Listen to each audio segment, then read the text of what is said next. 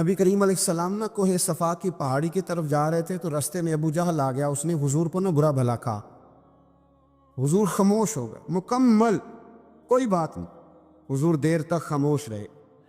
نبی کریم علیہ السلام جب خاموش رہے، اس کے ہاتھ میں ڈنڈا تھا، حضور کے سر اقدس پر دے مارا.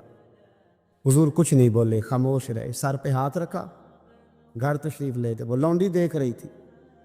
نبی کریم علیہ السلام تشریف لائے حضرت ختیجہ کے گھر. اتنی دیر میں حضرت امیر حمزہ آئے تو اس لونڈی نے نا حضرت امیر حمزہ کو دیکھ کے کہنے لگی، امیر حمزہ کہاں سے آ رہے ہو؟ کہا شکار کھیل کے آ رہا ہوں. فرمایا کیا فائدہ تیری بہادری کا؟ کہا ہوا کیا؟ وہ لونڈی کہنے لگی کہ آج میرے سامنے ابو جہل نے ڈنڈوں سے اتنا مارا ہے کہ حضور کے سر اقدس سے خون نکل آیا.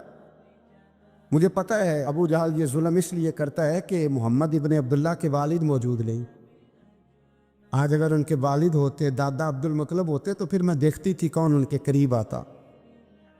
یہ لفظ کہے نا تو جناب امیر حمزہ رو پڑے.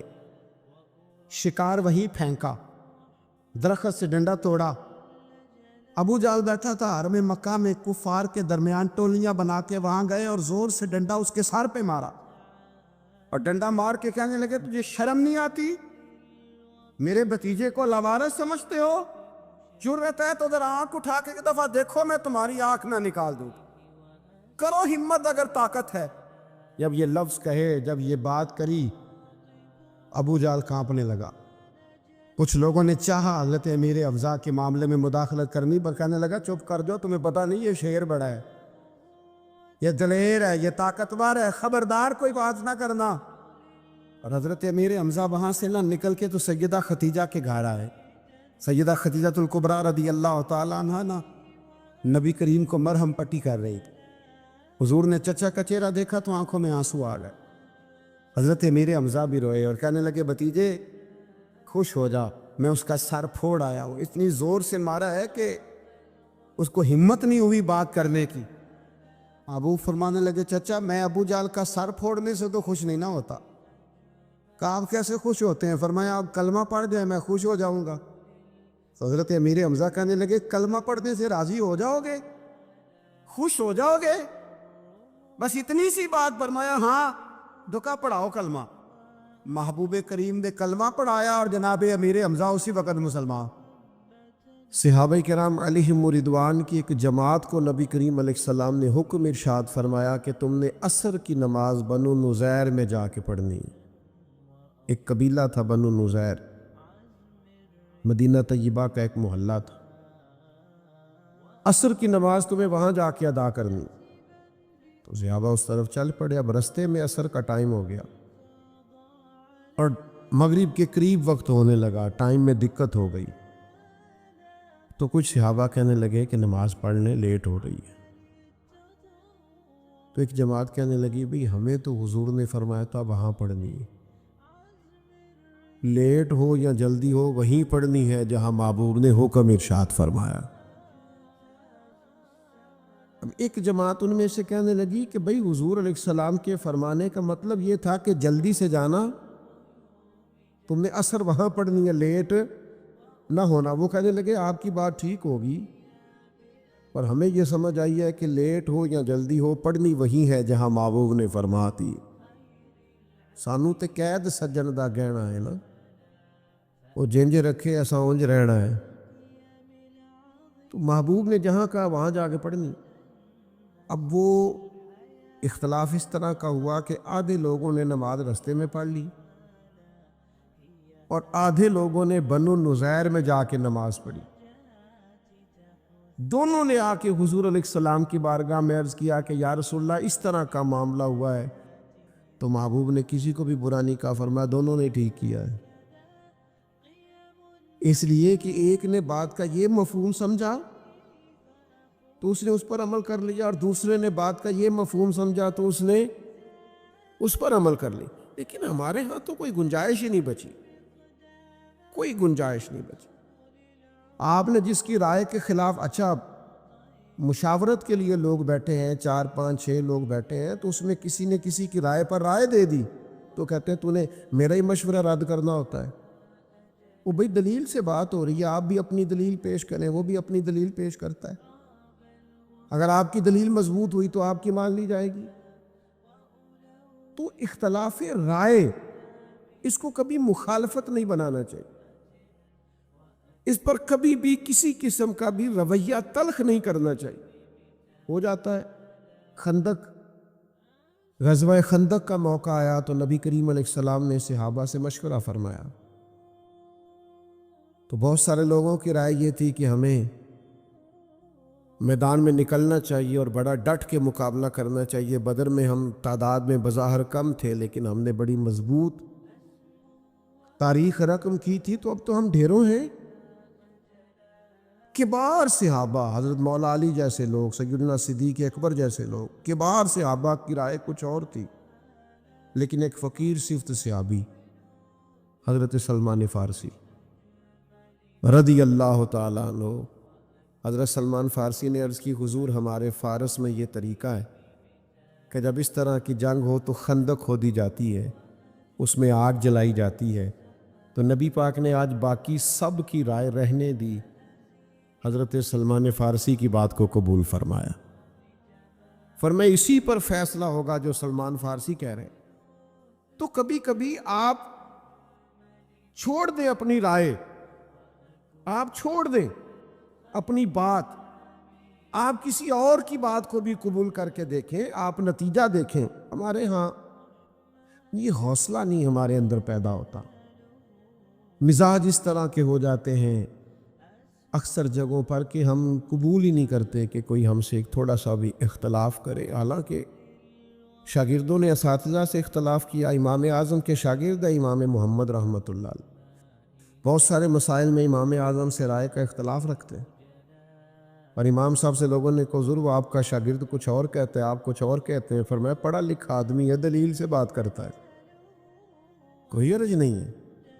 اتنا حوصلہ، اتنا ظرف بندے میں ہونا چاہیے۔ دل دریا سمندروں ڈونگے، کون دلا دیا جانے، تھوڑا سا گنجائش پیدا کرے سینے میں، یہ ہمت ہونی چاہیے کہ کوئی رائے کا اختلاف کرے تو اسے قبول کیا جائے، اپنے دل میں سینے میں گنجائش دی جائے۔ اس کے لیے آپ کے پاس وسعت نظری، وسعت قلبی، وسیع ظرفی موجود، سارے سلسلے طریقت کے تربیت کرنے والے ہیں، لیکن نقش بندی بزرگ کہتے ہیں چپ کر کے، اونچا سانس نہیں لینا، بخاموشی سے ذکر کرو، مراقبہ کرو، چھٹی۔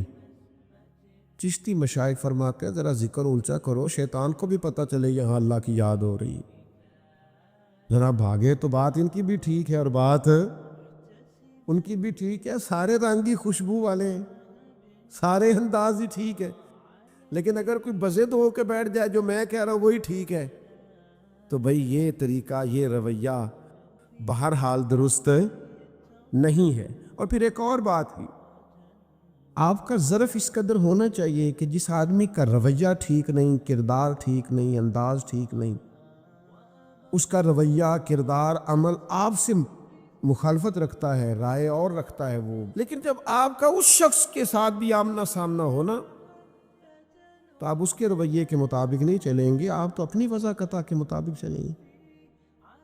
یہ آپ کے اندر دلیل کے ساتھ یہ قوت ہونی چاہیے۔ ترمذی میں، مشکات میں حدیث موجود ہے، سیدہ عائشہ صدیقہ رضی اللہ تعالیٰ عنہ فرماتی ہیں میں نے خود حضور سے سنا ایک شخص کے بارے میں، سرکار نے فرمایا یہ اپنے قبیلے میں ٹھیک آدمی نہیں، لیکن وہی شخص جب حضور سے ملنے آیا تو رسول کریم نے اٹھ کے استقبال فرمایا اور سرکار نے اس کی تواضع بھی فرمائی، اور نبی پاک علیہ الصلوۃ والسلام نے اس کے ساتھ بڑا حسین رویہ رکھا۔ فرماتی ہیں جب چلے گئے وہ صاحب تو میں عرض گزار ہوئی یا رسول اللہ صلی اللہ علیہ وسلم، آپ نے تو اس کے بارے میں یہ فرمایا تھا، تو اللہ کے محبوب نے فرمایا عائشہ بدترین شخص وہ ہوتا ہے جس کی بدخلقی کی وجہ سے لوگ اس سے ملنا چھوڑ دیں، چھوڑو یار اس کو تو تمیز ہی نہیں ہے بات کرنے کی، ملاقات کرنے کی، یہ تو بندہ ٹھیک ہی نہیں۔ گویا حضور نے کیا بتلایا؟ فرمایا اس کا جو رویہ اس کے ساتھ ہے، پر ہمارا اخلاق تو ہمارے ساتھ ہے نا۔ ہم بالکل ایک مخالف رویہ رکھنے والے شخص کے ساتھ بھی وہ سلوک نہیں کریں گے جو اس کا طریقہ ہے۔ ہم تو اپنے طریقے کے مطابق چلیں گے، سب کے ساتھ بات کریں گے، سب کے ساتھ مثبت طریقے کے ساتھ اس نے سلوک کریں گے۔ تو اختلاف رائے کی گنجائش ہونی چاہیے. ہم جس سے پیار کرتے ہیں اتنا مبالغے کے ساتھ کر لیتے ہیں کہ اس سے اختلاف ہی نہیں ہو سکتا، اور جس کی مخالفت کرتے ہیں اتنی کر بیٹھتے ہیں کہ دوبارہ کبھی صلح ہوتی ہے تو لوگ نکال کے چیزیں دکھاتے ہیں، تو تو یہ کہتا تھا اس کے بارے میں، تو یہ کہتا. تو بھئی آپ پہلے ہی سوچ کے کہتے. یہ بھی حدیث موجود ہے، حضور نے فرمایا کسی کی دشمنی اس حد تک نہ کرو کہ کل کو دوستی کرنی پڑے تو تمہیں پچھتاوا ہو، اور کسی سے دوستی میں اتنا مبالغہ نہ کرو کہ کل کو کہیں اختلاف ہو تو تمہارے لیے مشکل ہو. اعتدال پسندی خیر الامور اوسطھا، درمیانہ راستہ حسن ہوتا ہے. اپنی طبیعت کو، اپنے عمل کو اس طرح کا مرتب کیا جائے کہ اختلاف رائے کی گنجائش ہو، بات سنی جا سکے، بات کی جا سکے، بات کرنے کی گنجائش ہو. ایک بات پہ کبھی کبھی بڑا الجھ جاتا ہوں. میں سوچتا ہوں اللہ نے ہمارے محبوب پاک علیہ السلام کو کیسی انفرادی شان عطا فرمائی. آپ کے مخالف میں اگر کوئی خوبی پائی جاتی ہے تو آپ اسے تسلیم کیوں نہیں کرتے؟ آپ کا مخالف ہے، آپ کی جماعت سے نہیں ہے، آپ کے نظریے سے متفق نہیں، پر خوبی ہے اس میں. میں کبھی کبھی یہاں جا کے نا تو بڑا رشک محسوس کرتا ہوں. حضرت عمر فاروق رضی اللہ تعالیٰ عنہ کلمہ نہیں پڑھتے تھے، ابھی تلوار لے کے نہ گھوم رہے تھے مکے کی گلیوں میں کہ حضور کو شہید کروں گا، اور یہ ساری رپورٹس حضور کے پاس آتی تھی. ان کی لونڈی نے کلمہ پڑھا تو اتنا سخت مارا حضرت عمر نے کہ وہ بیچاری نڈھال ہو گئی، بے ہوش ہو گئی.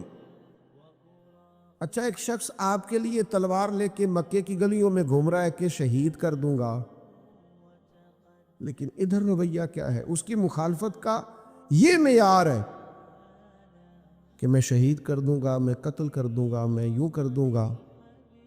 لیکن یہاں رویہ یہ ہے کہ محبوب بیت اللہ شریف کا غلاف تھام کے دعا کرتے ہیں، اے اللہ عمر ابن خطاب کو اسلام کی طرف پھیر دے. میں کہا کرتا ہوں کبھی اپنے مخالف کے لیے دعا کر کے تو دیکھو، یہ بھی حضور کا طریقہ ہے، شاید وہ موافق ہو جائے. یعنی وہ گھوم رہے تلوار لے کے شہید کروں گا، اور حضور بیت اللہ کا غلاف تھام کے کہتے یا اللہ ہدایت کی توفیق عطا فرما. اللہ عمر کے ذریعے اسلام کو، اللہم اعز الاسلام بعمر ابن خطاب، اے اللہ عمر ابن خطاب کے اسلام کے ذریعے سے اسلام کو عزت عطا فرما. اس بندے کی وجہ سے باوقار ہو جائیں گی بہت ساری چیزیں، اسے لا دین. تو تھوڑا سا اختلاف کرنے والے کی خوبی کو تو سمجھیں آپ. وہ آپ سے اختلاف کر رہا ہے لیکن ایسا تو نہیں ہے کہ وہ صفر ہو گیا، اس میں کوئی صورت ہی نہیں بچی، کوئی گنجائش ہی نہیں بچی. لیکن ہمارے ہاں بڑا کمزور ان لوگوں کا رویہ ہوتا ہے، ظرف بڑا چھوٹا ہوتا ہے. اپنے سے اختلاف رکھنے والوں کے بارے میں لوگ بڑی نچلی سطح پہ اتر آتے ہیں. آپ کو پتہ ہے پکے کافر کو بھی قتل کریں تو نبی پاک نے مصلح کرنے سے منع کیا. عرب کے لوگ مصلح کر دیتے تھے، ناک کاٹ ڈالتے تھے، آنکھیں نکال دیتے تھے، ہونٹ کاٹ دیتے تھے تلوار سے. حضور نے فرمایا تم نے اپنے مخالف کے ساتھ بھی کرنا ہے تو اس کا مصلح، یہاں تک کہ فرمایا تم جیت بھی جاؤ تو مشرکین کی کھیتیاں نہیں اجاڑنی، درخت نہیں کاٹنے. نہیں تم شدید مخالفت میں ہو، کسی کو قتل بھی کرو تو پھر بھی تمہارا رویہ منفرد ہونا چاہیے. ایک سبق دیا ہے قرآن پاک نے، میاں بیوی کے مابین جب اختلاف آخری حد تک چلا جائے تو پھر طلاق ہوتی ہے. صلح کی کوئی گنجائش نہ بچے تو پھر طلاق ہوتی ہے. لیکن قرآن مجید نے اس موقع پہ بھی کہا فَإِمْسَاكُمْ بِمَعْرُوفٍ او تسریحٌ بِإِحْسَان. فرمایا اگر نوبت طلاق تک آ گئی ہے نا تو احسان کر کے چھوڑ دینا یا نیکی کر کے رکھ لینا. پھر اس کو طلاق دینا تو الزامات لگا کے طلاق نہ دینا، بے آبرو کر کے نہ نکال، احسان کر کے چھوڑنا، نیکی کر کے. تمہارے اختلافات عروج پر چلے گئے تو پھر بھی جو دین تمہیں اخلاق سکھاتا ہے اس سے تم نے نیچے اترنا، یہ شدت ہو گئی ہے، بات طلاق تک چلی گئی ہے، باوجود اس کے تمہیں وہ رویہ نہیں اختیار کرنا جس سے محسوس ہو کہ تم مخالفت میں ساری حدیں پار کر گئے۔ تو میرے عزیز، اختلاف کے بھی کچھ آداب ہوتے ہیں۔ وہ کسی نے کہا تھا کہ قاتل کو کوئی قتل کے آداب سکھائے، قاتل کو کوئی قتل کے آداب سکھائے، دستار کے ہوتے ہوئے سر کاٹ رہا ہے۔ او ہم تو اس طرح کے لوگ ہیں، پگڑی اتر گئی تو مر جائیں گے، تمہیں قتل کرنے کی ضرورت ہی کیوں پڑی؟ دستار کے ہوتے ہوئے سر کاٹ رہا ہے، ہم تو وزادار لوگ ہیں، اتنی سی بات سے بھی پورے طور پر ہلاک ہو جائیں۔ تو اختلاف رائے ضرور کریں، لیکن اس میں دلیل کی حد تک اختلاف ہو، دلیل سے آگے بات۔ دلیل کے لیے آپ دیکھیں، حضرت عمر سے اختلاف کر لیا جناب ابو ایوب انصاری نے رضی اللہ تعالی عنہ، لیکن ایک دلیل کے ساتھ، حسن کے ساتھ، خوبصورتی کے ساتھ حضرت عمر رضی اللہ تعالیٰ عنہ خطبہ جمعہ دینے کے لیے تشریف لائے۔ گزشتہ جمعے مال غنیمت میں کچھ چادریں آئی تھیں، صحابہ کے مابین ان کو تقسیم کیا گیا۔ چادریں بڑی قیمتی تھیں، ایک ایک چادر سب کو دے دی گئی، لیکن جناب عمر جب جمعہ پڑھانے کے لیے آئے تو اسی چادر کی تہمت باندھی، اسی کا کرتا۔ یہ دو چادریں کیسے چلی گئیں آپ کے پاس؟ تو سیدنا ابو ایوب انصاری رضی اللہ تعالیٰ عنہ اٹھ کے مجمع میں کھڑے ہو گئے، کہنے لگے امیر المومنین، آج کے دن نہ ہم آپ کی بات سنیں گے نہ فرما برداری کریں گے۔ حضرت عمر نے فرمایا وہ کیوں؟ اور یہ جناب عمر کا حوصلہ بھی دیکھیں۔ لوگ کہتے ہیں بڑے جلالی ہیں، بات ٹھیک ہے، لیکن اپنی بات آئی ہے ذات کی تو جلال کوئی نہیں، نرمی نرمی ہے، پیار ہی پیار ہے، یہ ظرف ہے۔ ان کو اپنے بارے میں سننے کا حوصلہ ہے، توانائی ہے، بولیے۔ تو انہوں نے کہا جناب جب سب کو ایک ایک چادر ملی تو آپ کو کیسے دو مل گئی؟ تو حضرت عمر فرمانے لگے میرا بیٹا جواب دے گا۔ یہ نہیں فرمایا تیری جرت کیسے ہوئی پوچھنے کی، تو کون ہوتا ہے، یہ نہیں فرمایا، بیٹا جواب دے گا۔ تو جناب عبداللہ ابن عمر ساتھ بیٹھے تھے، وہ کہنے لگے ایک چادر مجھے بھی تو ملی تھی نا۔ تو ابا جی کا کرتا بڑا پرانا ہو گیا تھا، پیوند لگنے کی جگہ نہیں تھی، میں نے اپنی والی بھی ان کو دے دی۔ اب وہ جنہوں نے اختلاف کیا تھا، اس اختلاف کی جو دلیل انہوں نے دی تھی اس کا جواب انہیں مل گیا۔ اختلاف یہ تھا کہ دوسری چادر کہاں سے آئی، جواب انہیں۔ تب انہوں نے یہ ہمارے ہاں یہ بھی حوصلہ نہیں کہ لوگوں کو جواب مل جائے تو لوگ قبول کر لیں۔ انہوں نے یہ نہیں کہا چلے ٹھیک ہے پھر وہ فلانی بات بھی آپ بتائیں، نہ، اس بات سے اختلاف ہوا تھا نا، اس کی دلیل مل گئی۔ ابو ایوب انصاری پھر اٹھے اور کہنے لگے، عرض کرنے لگے امیر المومنین خطبہ دیجئے، اب ہم آپ کی بات بھی مانیں گے اور فرما برداری بھی کریں گے، چونکہ ہمارا اختلاف دلیل کی حد تک ہے، دلیل مل گئی، بات ختم ہو گئی۔ لیکن یہاں لوگوں کو ایک سوال کا جواب مل گیا ہے، دلیل مل گئی ہے، لیکن ان کا مقصود تو مخالفت کرنا ہے، مخاصمت کرنا ہے، گروہ بندی کرنا ہے، توڑنا ہے، مزید حالات کو پیچیدہ کرنا۔ میرے عزیز بھائیوں، اپنی زندگی کے اندر وسعت قلبی پیدا کریں، آپ کے اندر یہ ظرف ہو کہ آپ اختلاف رائے کو قبول کریں، اس بات کو آپ سنیں، اس کو آپ سمجھیں، غور کریں۔ ہمارے اسلاف فرمایا کرتے تھے اپنے دشمنوں کی باتیں زیادہ غور سے سننی چاہیے، اس لیے کہ وہ تمہاری غلطیاں ڈھونڈ ڈھونڈ کے لاتے ہیں، تمہیں ٹھیک ہونے کا موقع دیتے ہیں۔ قریب رہنے والے تو کئی دفعہ خوش آمدید کر کر کے خرابی کر دیتے ہیں، سب ٹھیک ہے ماشاءاللہ، ہر آپ کی کیا بات، اس میں تو کئی دفعہ نقص واقعہ ہوتا ہے۔ لیکن آپ کا جو مخالف ہے، جو حریف ہے، جو بظاہر آپ سے اتفاق نہیں کرتا، اس کی بات زیادہ توجہ سے سنیں، انہماک سے سنیں۔ صحابہ کے مابین اختلاف ہوا، تابعین کے مابین اختلاف ہوا، پھر ائمہ اربعہ کے مابین اختلاف ہوا، لیکن حیا قائم رہی، ادب قائم رہا، ایک دوسرے کا اکرام قائم رہا، ایک دوسرے کے بارے میں لوگوں کے دلوں میں گنجائش موجود رہی۔ کہیں مخالفت نہیں ہوئی. ہر آدمی کا اپنا اپنا طریقہ ہے، اپنے حساب سے لوگ چیز کو سمجھتے ہیں، اپنے حساب سے لوگ چیز کو لیتے ہیں، اسے قبول کرنا چاہیے. لیکن ہم کیا کرتے ہیں؟ ہم کہتے ہیں جناب وہ فلاں آدمی فلاں بات میں مجھ سے مخالفت رکھتا ہے. میں اکثر چیزوں کو دیکھتا ہوں، آپ کسی کی مخالفت میں کوئی بات کر دیں نامینیٹ کر کے تو اس بات کو زیادہ عروج ملتا ہے، زیادہ سنی جاتی. لیکن اگر آپ کسی چیز کو مثبت رویے کے ساتھ لیں تو بظاہر اس کے وہ نتائج نہیں نکلتے. تو میں کہا کرتا ہوں کہ بھائی نتیجہ دیکھنا ہے یا آپ نے اللہ رسول کا حکم دیکھنا ہے؟ آپ یہ دیکھ رہے ہیں کہ وہ رزلٹ کیا نکلا اور اس کی دھوم ہو گئی فلاں بات کی، تو یہ انداز فکر اخلاقیات اس کی اجازت نہیں دیتے. چند باتیں رہ گئیں، بات کو سمیٹنے لگا ہوں. امام شافعی رحمۃ اللہ علیہ کا مذہب یہ ہے کہ وہ نماز میں رفع الیدین کرتے ہیں، آمین بھی بلند آواز سے کہتے ہیں. لیکن امام اعظم ابو حنیفہ رحمۃ اللہ علیہ جن کی ہم تقلید کرتے ہیں وہ آہستہ آمین کے قائل ہیں، رفع الیدین کے بھی قائل نہیں. لیکن لطف کی بات یہ ہے کہ امام شافعی سے کسی نے پوچھا کہ امام اعظم کے بارے میں آپ کی کیا رائے ہے، تو فرمانے لگے جس طرح سارے لوگ کسی ایک بزرگ کی اولاد ہوتے ہیں نا، اسی طرح فقہ پڑھنے والے سب کے پیشوا کا نام امام اعظم ابو حنیفہ ہے. تو جناب آپ تو یہاں ان سے اختلاف رکھتے ہیں. فرمایا اس کی میں دلیل رکھتا ہوں، لیکن امام اعظم کی توقیر، ان کا اکرام، ان کی شان، ان کا مرتبہ، ان کا تقوی، امت میں ان کا درجہ، اس کا انکار ممکن ہے؟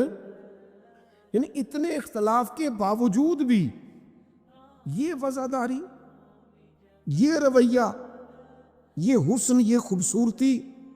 تو عزیز اختلاف رائے ہو جاتا ہے، خدا را اس کو مخالفت نہ بنائے.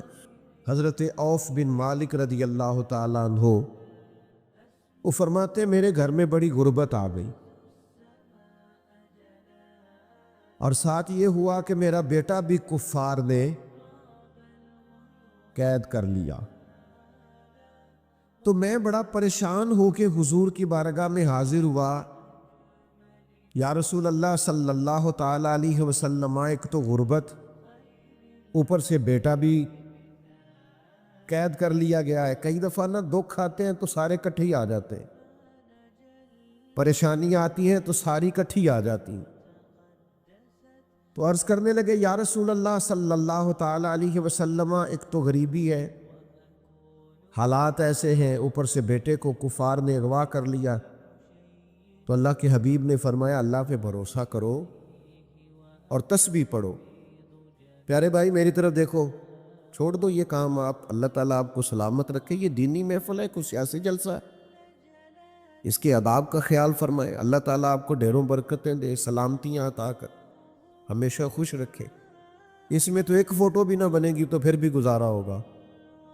اور ویسے بھی کچھ تصویریں رہنے دیں، کچھ ریکارڈ قیامت کے دن کے لیے بھی محفوظ رہنے دیں تاکہ اس کا اجر ملے. اللہ تعالیٰ آپ کو سلامتی عطا کرے.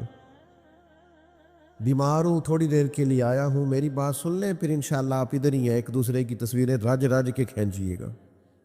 عزیز دوست غور فرمائیے جو عرض کر رہا ہوں. حبیب پاک صلی اللہ تعالیٰ علیہ وسلم نے فرمایا کہ گھر جاؤ، اللہ پہ بھروسہ کرو اور لاحول شریف پڑھو، لا حول ولا قوت الا باللہ العلی العظیم. اس تسبیح کو پڑھو. فرماتے ہیں میں اور میری بیوی نے پڑھنا شروع کیا، اللہ کی ذات پہ بھروسہ اور اس تسبیح کو پڑھو. فرماتے ہم پڑھ رہے تھے، بھروسہ اللہ پہ تھا. دروازے پہ دستک ہوئی، باہر گئے تو اللہ نے فضل کیا، بیٹا دروازے پر موجود تھا اور اکیلا نہیں آیا، 400 بکریاں بھی ساتھ لایا. تو اس سے پوچھا بھئی یہ کہاں سے آئی؟ تو وہ کہنے لگے جہاں مجھے باندھ رکھا تھا انہوں نے، وہ لوگ سو گئے تھے، میں نے تھوڑی جد و جہد کی، میرے ہاتھ کھل گئے اور میں باہر نکلا تو یہ بکریاں تھیں، میں 7 بکریاں بھی لے آیا. تو کہنے لگے ان کے والد چلو حضور کی بارگاہ میں جا کے پوچھتے ہیں کہ یہ ہمارے لیے جائز بھی ہے کہ ناجائز ہے، اگرچہ کافر کا مال ہے اور مال غنیمت ہے. تو حضور سے جا کے پوچھا تو محبوب فرمانے لگے یہ سارا میرے رب نے تیرے لیے بندوبست فرمایا۔ تو جب اللہ بندوبست کرتا ہے نا تو وہ یرزقہ من حیث لا یحتسب، پھر اللہ وہاں سے روزی دیتا ہے کہ بندے نے کبھی سوچا بھی نہیں ہوتا، لیکن شرط یہ ہے کہ بھروسہ اللہ کی ذات پہ ہو۔ جب بھروسہ اللہ کی ذات پہ ہوتا ہے پھر بندہ دھوکے سے مال اکٹھا نہیں کرتا، فراڈ نہیں کرتا، کسی کو لوٹتا نہیں، کسی کا گھر نہیں اجاڑتا۔ پھر وہ سمجھتا ہے چونکہ مجھے اللہ نے دینا ہے تو مجھے طریقہ بھی وہی اختیار کرنا چاہیے جو طریقہ میرے رب کو پسند ہے اور جو طریقہ مجھے شریعت نے عطا کیا۔ تو میرے بھائیوں، اللہ تعالیٰ کی ذات پر مضبوط توکل اور وہم نہیں کرنا زندگی میں، ذوف اعتقادی کا۔ وہ ہمارے ہاں چونکہ آج کل تویز دھاگے والوں نے بڑی بڑی دکانیں کھول لی ہیں اور پیر صاحبان چونکہ باقاعدہ بیٹھتے ہیں صبح 9 بجے سے عصر تک، تو ڈھیر سارے لوگ جاتے ہیں تویز لینے۔ اب ڈاکٹر اگر آپ کو یہ کہے کہ آپ کو بیماری کوئی نہیں تو آپ دوائی کھائیں گے؟ تو وہ کوئی دوائی آپ کو کوئی بیماری بتائی جائے گی تو آپ میڈیکل سٹور جو ان کی دکان کے باہر ہے وہاں سے کچھ خریدیں گے نا؟ بات کی سمجھ آ رہی؟ تو جب آپ تعویذ والے کے پاس جائیں گے تو وہ پہلے آپ کو بتائے گا کہ تینوں کسی نے کچھ کیتا ہے تو پھر ہی تسی تعویذ لاؤ گے نا۔ اگر وہ یہ لفظ بول دیتا ہے کسی نے کچھ کیا ہوا ہے تو پھر شک جاتا ہے۔ اس ظالم کو نہیں پتا کہ کتنے لوگوں کے بارے میں دل میں بدگمانی پیدا ہوتی ہے، نفرت پیدا ہوتی ہے، کتنے لوگوں کو بندہ دشمن سمجھنے لگتا ہے۔ تو میرے عزیز ان چکروں سے باہر آئیں۔ مومن کی ایک شان ہے، مومن کا ایک مقام ہے، مومن کا ایک مرتبہ ہے، مومن کے اعتقاد ہوتے ہیں، اس کے نظریات ہوتے ہیں، وہ اپنے نظریے کی بنیاد پر مضبوط ہوتا ہے۔ دیکھیے حضرت مولا علی شیر خدا رضی اللہ تعالیٰ عنہ بیمار ہو گئے تھے۔ ہمارے ہاں بہت سارے لوگ بیمار ہوتے ہیں تو سب سے زیادہ نقصان وہ بیمار اپنا کرتا ہے جو حوصلہ ہار جاتا ہے، جو ذہنی طور پر طاقتور رہتا ہے نا کہ یار اللہ بڑا کریم ہے، پہلے شفا دی تھی اب بھی فضل فرمائے گا۔ یہاں سے جو لوگ طاقتور ہوتے ہیں وہ طاقتور رہتے ہیں، لیکن اب حوصلہ کمزور کر بیٹھتے ہیں، بڑی جلدی پریشان ہو جاتے ہیں۔ مولا علی شیر خدا رضی اللہ تعالیٰ عنہ علیل تھے تو بعض صحابہ ان کی تیمارداری کے لیے حاضر ہوئے، تشریف لائے۔ تو مولا علی شیر خدا رضی اللہ تعالیٰ عنہ کو چونکہ بیمار آدمی کو نکاہت ہو جاتی ہے، کمزوری ہو جاتی، تو ان کی وہ کمزوری دیکھ کر بعض لوگ کہنے لگے کہ آپ تو بڑے بیمار ہیں، اللہ فضل کرے، ہمیں تو پریشانی ہو رہی۔ تو حضرت علی شیر خدا اگرچہ بیمار تھے اور اتنے بظاہر کمزور تھے کہ ان کو دیکھ کر دوسرے پریشان ہو رہے، اور حضرت علی شیر خدا کا ذرا یقین دیکھیے، فرمانے لگے آپ لوگ فکر نہ کریں، مجھے کچھ بھی نہیں ہوگا۔ آپ کی توجہ ہے نا میری بات پر؟ مجھے کچھ بھی۔ انہوں نے کہا وہ کیسے؟ فرمانے لگے وہ ایسے کہ ایک دفعہ میں بیمار ہوا تھا اور اللہ کے پیارے حبیب علیہ السلام میری تیمارداری کے لیے تشریف لائے، تو میں نے عرض کی یا رسول اللہ صلی اللہ علیہ وسلم بیماری کا بہت غلبہ ہوتا جا رہا ہے، میرے لیے دعا کریں۔ تو کریم فرمانے لگے علی فکر نہ کرو، بیماری سے کچھ بھی نہیں ہوگا، تم تو اس وقت دنیا سے جاؤ گے جب داڑھی خون سے رنگین ہوگی، یعنی خنجر یا تلوار کا وار ہوگا، شہادت ملے، بیماری سے دنیا سے جانا نہیں ہے۔ تو حضرت علی فرمانے لگے چونکہ حضور نے فرمایا ہے لہذا ساڈے نبی دی زبان ساڈے واسطے قرآن، تو بیماری ہمارا کچھ بگاڑ سکتی نہیں۔ تو میرے بھائی نہ تویز دھاگا، نہ کوئی کسی کی بندش، نہ جناب بیماری، نہ دشمنوں کا خوف۔ کہ کچھ لوگ کہتے ہیں میرے سارے رشتہ دار میرے خلاف ہو گئے، تو میں نے کہا رشتہ دار ولی کس کو مانتے ہیں؟ کوئی ایسا رشتہ دار آپ نے دیکھا جس کو ولی مانتے ہو؟ اللہ ماشاءاللہ تھوڑے بہت مسئلے سب گھروں میں ہی ہوتے ہیں۔ اب سارا دن پریشان رہنا، رشتہ دار ناراض ہو گئے، علاقے والے خلاف ہو گئے، فلانا مخالف ہو گیا، بھائی آپ کس چکر میں پڑے ہوئے؟ صرف ایک ناراضگی سے ڈریں وہ ہے رب رسول کی ناراضگی. ڈرے کہ کہیں اللہ رسول نہ ناراض ہو جائے، اور رب رسول اگر ناراض ہو جائے تو ساری دنیا راضی ہو بھی تو انسان کے پلے کچھ نہیں رہتا، اور اللہ رسول ہو راضی تو کائنات ساری بگڑ بھی جائے تو انسان کا کوئی بگاڑ سکتا؟ تو اللہ رسول کو راضی کرے. وَرِضْوَانٌ مِّنَ اللَّهِ اکبر، سب سے بڑی تو اللہ کی رضا ہے. تو اللہ کی رضا پر توجہ کرنے کی بجائے آپ اگر ادھر ادھر توجہ کریں گے اور پریشان ہوں گے کہ فلاں میرا مخالف ہو گیا، فلاں میرا مخالف ہوگا، تو کچھ بھی نہیں ہوا، کچھ بھی اس سے نہیں بگڑتا. حضرت عبداللہ ابن عباس رضی اللہ تعالیٰ عنہ فرماتے ہیں، نبی کریم علیہ السلام نے مجھ سے فرمایا، عبداللہ میرے بیٹے اس بات کو یاد رکھنا، ساری دنیا مل کے بھی تیرا کچھ سنوارنا چاہے سنوار نہیں سکتی جب تک رب نہ چاہے، اور ساری دنیا مل کے تیرا کچھ بگاڑنا چاہے تو بگاڑ نہیں سکتی جب تک اللہ نہ چاہے، اس کی حکمت کا تقاضا نہ ہو. تو میرے عزیز، سہمے رہنا، ڈرے رہنا، پریشان رہنا اور ڈسٹرب رہنا اور بلا وجہ الجھے رہنا اور بلا وجہ آزمائش کا حصہ رہنا، اس سے بچنا نہایت ضروری ہے. آپ مطمئن زندگی گزارے، خوبصورت زندگی گزارے، رب رسول کے وعدوں پر یقین رکھیں، ادھر ادھر الجھنے کی ضرورت ہی نہیں ہے، دائیں بائیں دیکھنے کی. ہم سارے نہ چھوٹی موٹی سیاست کرتے ہیں، چھوٹی موٹی سیاست سارے کرتے ہیں، لوگوں کو راضی رکھنے کی کوشش کرتے ہیں.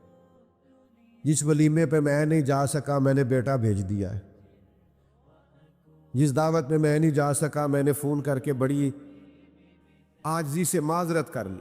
ادھر بھی میں راضی رکھنا چاہتا ہوں، ادھر بھی میں راضی رکھنا. یہ رویہ درست نہیں ہے.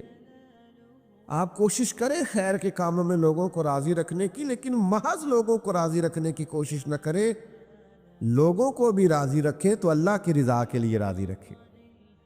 آپ کسی سے بھی، وہ ایک بزرگ تھے نا، تو فرمایا کرتے تھے میں تو بال بچوں کی خدمت بھی صرف اس لیے کرتا ہوں اور ماں باپ کی ڈیوٹی بھی صرف خدمت اس لیے کرتا ہوں کہ یہ بھی اللہ رسول کا حکم ہے.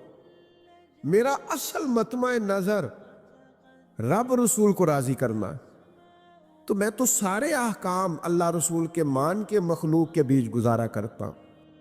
جیسا میں نے کہا تھا، باتیں زیادہ نہیں کرنی، بس میں تھوڑی دیر میں اپنی گفتگو سمیٹ لوں گا. اس کے لیے ہمیں کرنا کیا ہے؟ یہ یقین کامل پیدا کرنے کے لیے کرنا کیا ہے؟ ذہنی طور پر مضبوط ہونے کے لیے کیا کرنا ہے؟ کون سا عمل کریں کہ ہم اس ساری ضعف اعتقادی سے نکل آئیں، آزمائش سے نکل آئیں، بے چینی سے نکل آئیں، الجھاؤ سے نکل آئیں؟ کیا کریں؟ تو اللہ تعالیٰ نے قرآن مجید میں فرمایا، یا ایہا الذین آمنوا استعینوا بالصبر والصلاۃ. دو چیزوں سے مدد مانگنی. اے ایمان والو، صبر اور نماز سے مدد مانگ. دنیا کے ہر قسم کے آزمائش سے جو آدمی طاقتور ہونا چاہتا ہے وہ صبر سے مدد لے. صبر سے ساری طاقتوں کا مالک رب فرماتا ہے استعینوا بالصبر والصلاۃ، صبر اور نماز سے مدد مانگو. 100 کے قریب آیات ہیں قرآن مجید میں جو صبر کی بات کرتی، 500 کے قریب احادیث و آثار ہیں جو صبر کی بات کرتے. اور مولا علی شیر خدا رضی اللہ تعالیٰ عنہ فرماتے ہیں جو انسانی جسم میں سر کا مقام ہے وہ دین میں صبر کا مقام ہے. لیکن یہاں حوصلہ ہی نہیں کرتے لوگ، صبر ہی نہیں ہے. الجھاؤ، بے چینی، اضطراب، پریشانی، ہر وقت جو بے چینی کی باتیں کرنا، ہر وقت الجھے رہنا، ہر وقت کہنا فلاں کی وجہ سے میں ناکام ہو گیا، فلاں اگر ایسا نہ کرتا تو ایسا نہ ہوتا. صبر کریں، صبر سے مدد لیں. اور دوسرا، نماز سے مدد حاصل کریں. ہمارے ہاں ڈھیر سارا طبقہ ہے جو نماز نہیں پڑھتا. مجھ سے ناراض نہ ہونا، نماز کی وضاحت کوئی نہیں کہ میرے پاس یہ وضاحت ہے کہ میں نماز نہیں پڑھتا، اس کی وضاحت ہی کوئی نہیں، کیونکہ شریعت نے اس کی کوئی گنجائش نہیں رکھی. کھڑے ہو کے نہیں پڑھ سکتا تو بیٹھ کے پڑھے، بیٹھ کے نہیں پڑھ سکتا لیٹ کے پڑھے، اشارے سے پڑھے. وضاحت کوئی نہیں، آپ دلیل نہ دیں کہ میں اس لیے نہیں پڑھتا، یہ پڑھنی ہے، اس کی آپ کلیریفیکیشن دے رہے ہیں، آپ جھوٹ بول رہے ہیں، اس کی کوئی وضاحت ہی نہیں، کیوں نہیں پڑھتے؟ یہ پڑھنی پڑے گی، یہ حکم ہے، یہ کسی حال میں معاف نہیں ہے، آپ کو پڑھنا ہے نماز۔ تو نماز تو مدد کرتی ہے انسان کی مشکلات میں۔ آپ جب سجدہ کرتے ہیں تو گویا آپ اپنے آپ کو سمیٹ کے رب کے حضور پیش کر دیتے ہیں کہ مالک میں کمزور ہوں، جو کرنا ہے میرے رب نہیں کرنا ہے۔ یہ سجدہ، یہ نماز، یہ اللہ کی مدد لاتا ہے۔ جتنے زیادہ انسان سجدے کرتا جاتا ہے طاقتور ہوتا جاتا ہے۔